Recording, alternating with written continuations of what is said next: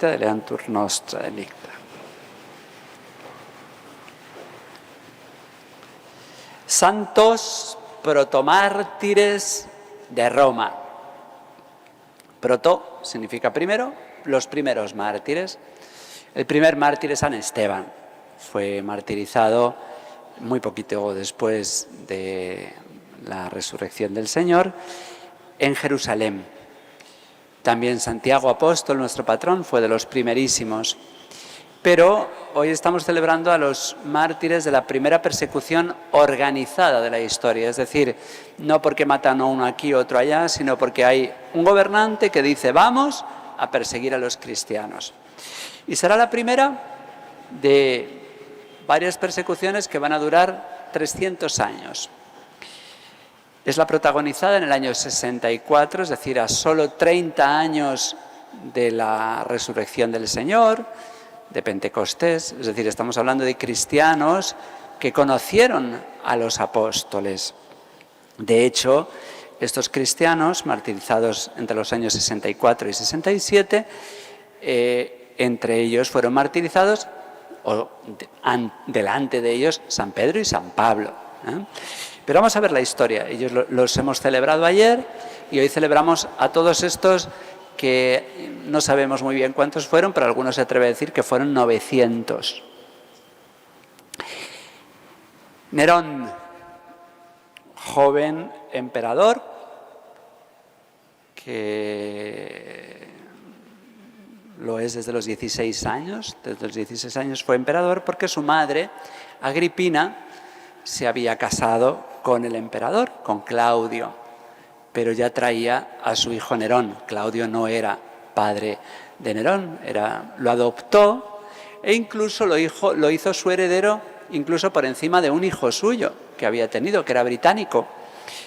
Pero prefirió, gracias a la instigación de Agripina, darle el trono a Nerón. Y Nerón, ya digo, a los 16 años, gracias a que parece que Agripina, su madre, mató a su amante o a su marido Claudio, el que es su padrastro, y entonces quedó él como emperador gracias a Agripina. Pero luego Agripina se va a poner más del lado de británico y Nerón va a hacer asesinar a su propia madre y a su hermanastro, ni siquiera era su hermanastro, pero bueno, sí, su hermanastro británico, a los 14 años, para que no le quitase el trono. Nerón también manda asesinar a su hermano. Y él acabará suicidado, todo un personaje, que uno se pregunta, ¿y cómo permite el Señor que personas tan deleznables como Nerón tengan tanto poder? Haya sido emperador durante 31 años, el hombre más poderoso de la tierra en aquel tiempo durante 3 décadas. ¿Qué cosas más raras tiene el Señor? Dicen dos historiadores un poco tardíos de los siglos II, que Suetonio y Dion Casio, que el pueblo de Roma, cuando Nerón se suicidó ante una rebelión, lo celebró, pero Tácito, que es un historiador más cercano, dice que el pueblo lo quiso mucho. Bueno, no sabemos. Lo cierto es que Nerón fue tan poderoso que cuando murió, cuando se suicidó, se corrió una leyenda tremenda que decía que Nerón en el fondo no había muerto, o que si había muerto resucitaría.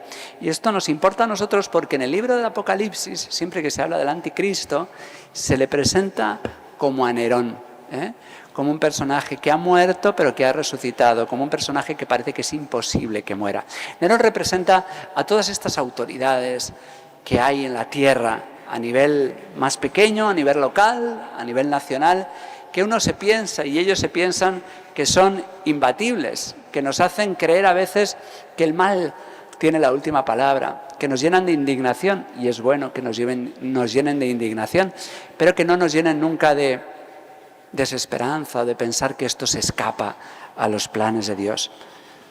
Ha habido y habrá muchos Nerones en la historia, muchas personas crueles, terribles, con muchísimo poder aparentemente, pero todos ellos hemos de recordar que son gigantes con pies de barro y que tarde o temprano caen.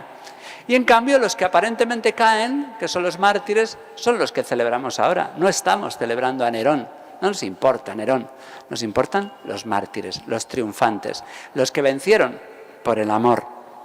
Resulta que Nerón, en el año 64,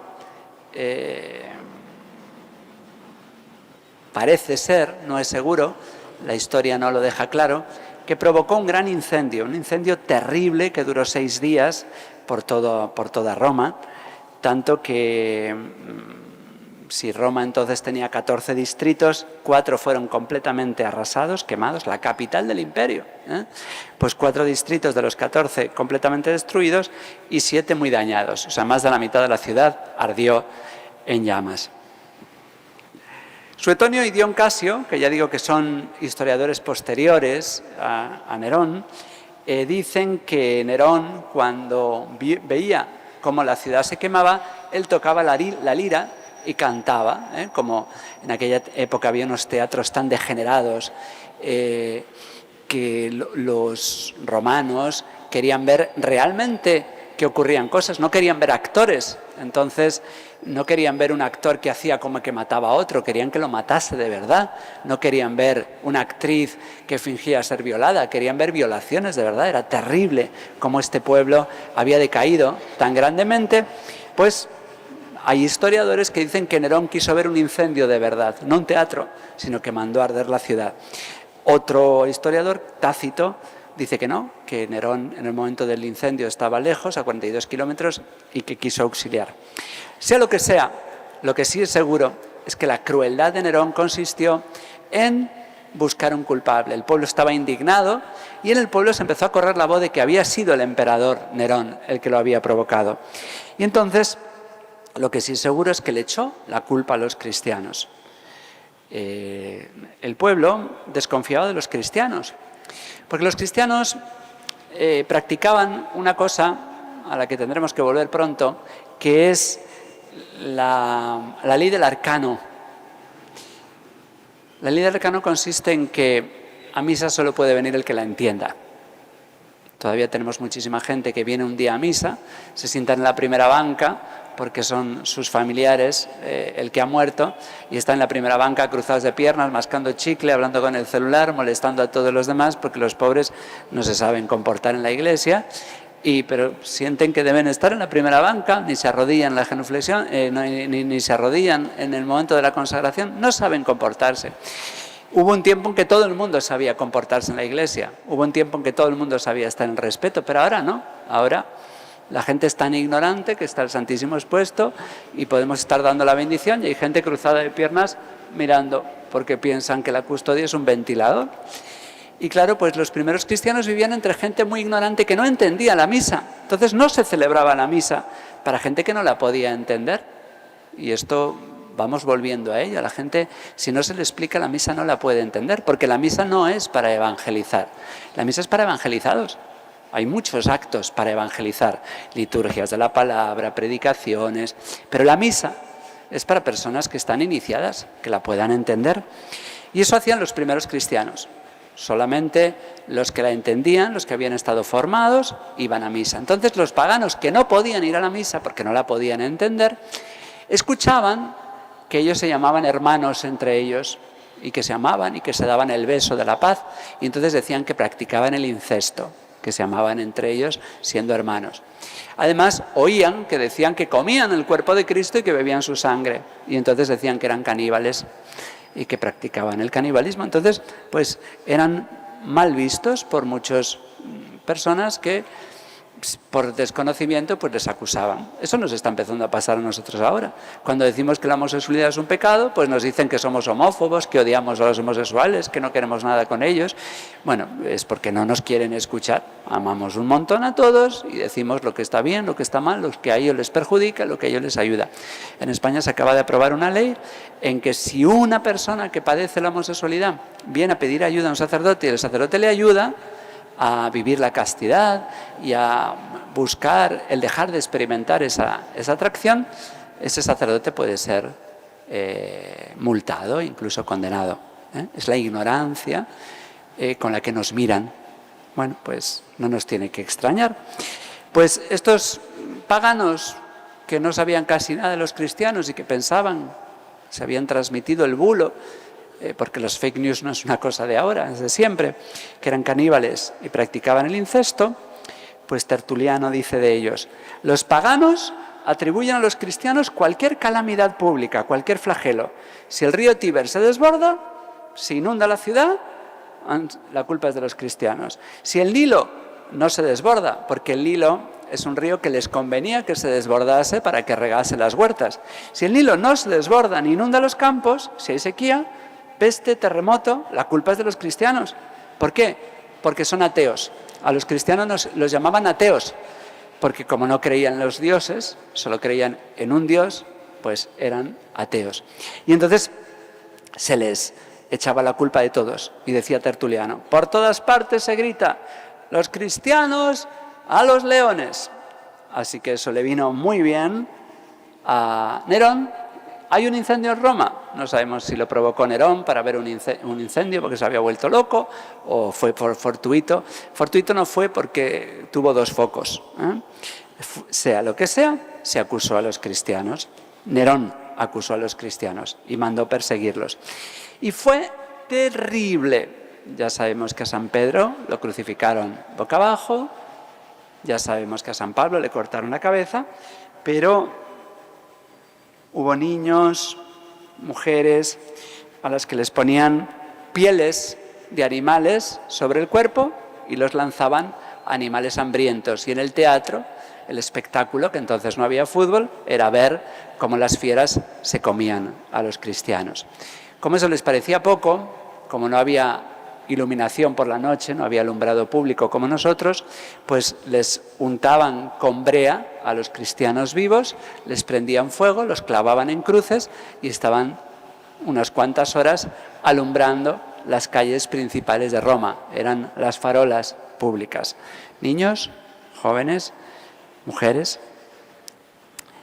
La crueldad fue tan grande que algunos de estos paganos que habían acusado a los cristianos y que habían gritado a los leones, dice Tácito, que es un historiador contemporáneo de la época que lo vivió, dice: tanta crueldad suscitó compasión y horror en el pueblo romano.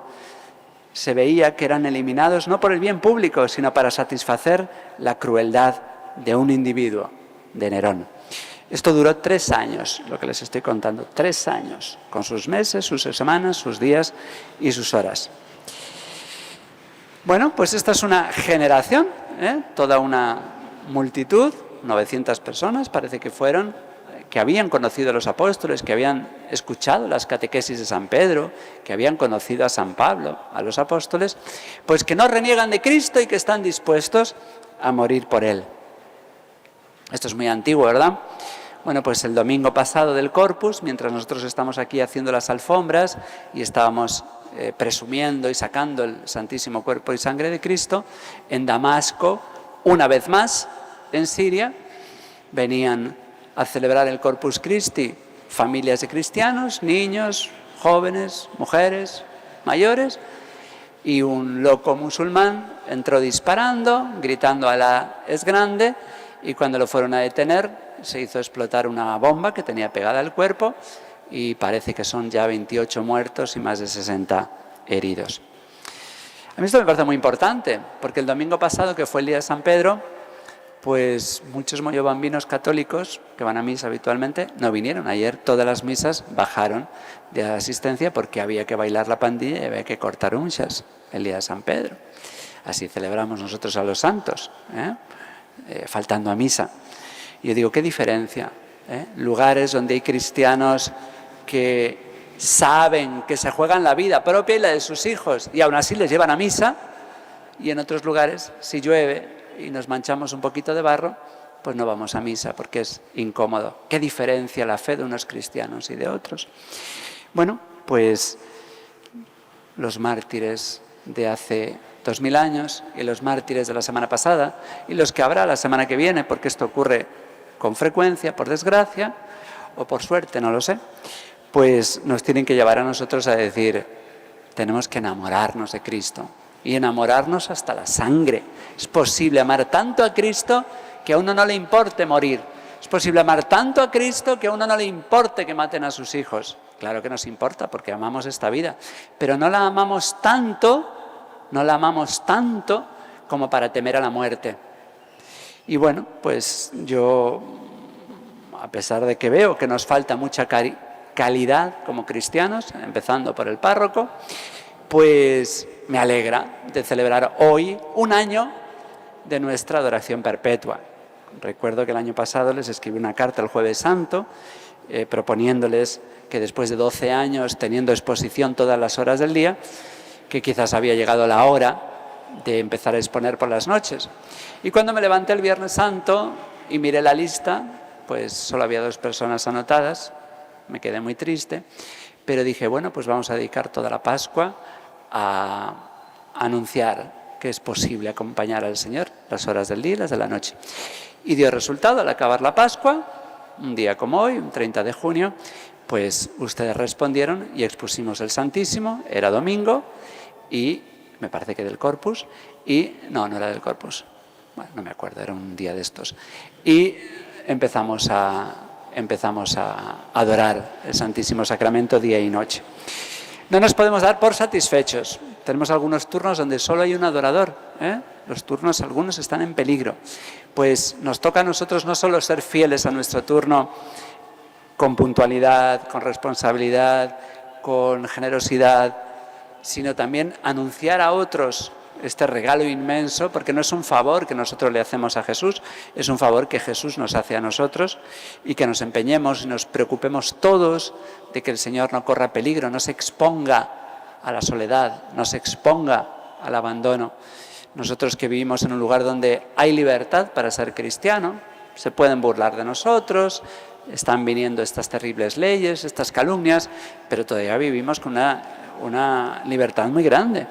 Pues vamos a ser generosos y a regalarle al Señor nuestro tiempo y nuestro amor para que nos siga enamorando hasta la sangre si hace falta. Que así sea.